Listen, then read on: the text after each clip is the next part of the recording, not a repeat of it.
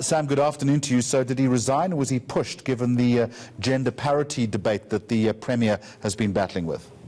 At this point in time, Jeremy, it's not yet clear whether Kgosientso Ramokgopa, formerly known as Putla, was pushed out of the executive of Premier David Makhura.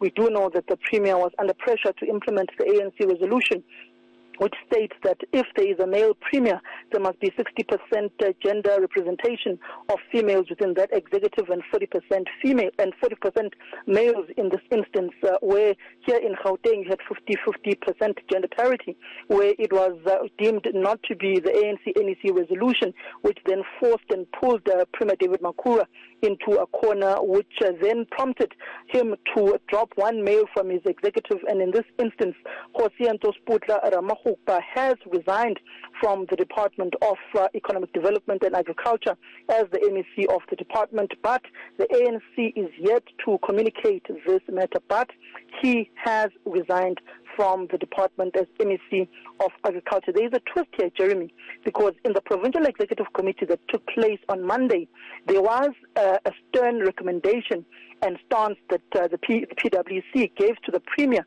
of the province, the provincial chairperson of the ANC, that would be David Makhura, that if he drops one male, and when he drops one male from his executive, he has to engage with the President of the Republic of South Africa and the top six of the ANC through President Cyril Ramaphosa to accommodate that male as the Deputy Minister of Mineral Resources and Energy, which is a vacancy left in the untimely death of Baveli Lahlongwa, the former Deputy Minister of Minerals and Energy. So the question is Kgosientso Ramokgopa heading towards the National Executive as the Deputy Minister of Mineral Resources and Energy? He has a PhD, which he was trying to implement in the Department of Economic Development and Agriculture.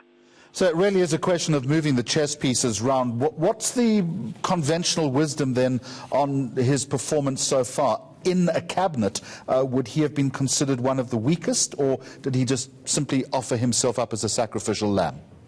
At this point in time, one can be bold enough to say he is a sacrificial lamb, because if you look at the legacy of Kgosientso Ramokgopa and the thesis that he got, that he presented and submitted for his PhD, of which he got from the University of Pretoria, it was around the economy and growing local economies. He was trying to implement that particular thesis for his PhD, which he submitted for and he graduated for in the University of Pretoria. He was one of the many shining stars within the African National Congress, within the executive, and you'd remember that during his State of the Province address, Premier David Makhura gave a mandate to all the MECs to present a turnaround strategy and the strategy for their departments within 100 days and their plans. And all of the MECs during the course of these past 2 weeks were presenting those plans to the Premier of the province, that would be David Makhura. Kgosientso Ramokgopa in this instance became a sacrificial lamb for the politics of the day, because let me break it down in this way. If you look at the of the executive here in Gauteng, there are three interest groups in this PEC and in the executive of the province.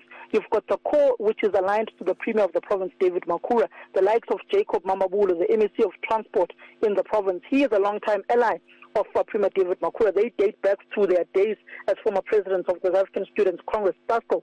Then you've got Lebogang Maile, who's seen as a protector and an interest of the former provincial chairperson of the ANC in Gauteng and the former MEC of Human Settlements, that would be Paul Mashatile, now the Treasurer General of the ANC in Gauteng. Then you've got another core or perspective, which is aligned to the Secretary General of the African National Congress.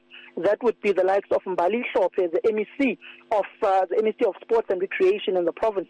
So Premier David Makhura couldn't touch any other male in his executive. The likes of Panyaza Lusufi, who is the deputy chairperson of the province, he can't touch him because he chairs the ANC's deployment committee in the provincial executive. He couldn't touch Jacob Mamabulo because Jacob Mamabulo is a long-standing ally of him, dating back to their days in SASCO, and that is the provincial secretary of the South African Communist Party. Then you've got Lebogang Maile, who is seen as a proxy of the Treasurer General of the African National Congress. That would be Paul Mashatile, a former strong man and a former chairperson of the ANC in the province. Then there is Panyaza Lusufi, whom he can touch. And then there is Kgosientso Ramokgopa, whom doesn't have that much of a constituency or a base within the African National Congress.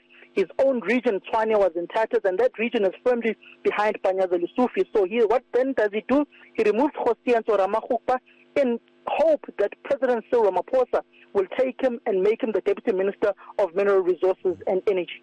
All right, thank you very much. That is our reporter Samkele Maseko. So just to remind you, economic development, MEC, and also agriculture in that portfolio. Kgosientso Ramokgopa has resigned. More details on that a little later this afternoon.